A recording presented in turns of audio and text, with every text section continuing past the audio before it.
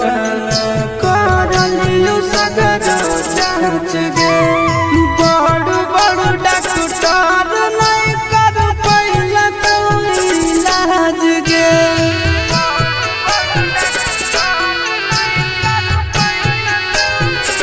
अब दिल्ली बम्बई पटना करलियो सगर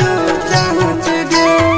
बड़ बड़ डॉक्टर नहीं कर पैला कोई इलाज गे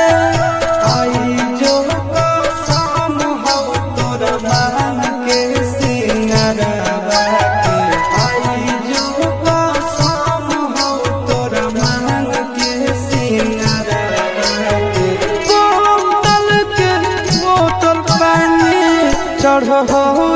यारवा के डेथ हो से पहले भेंट कर ले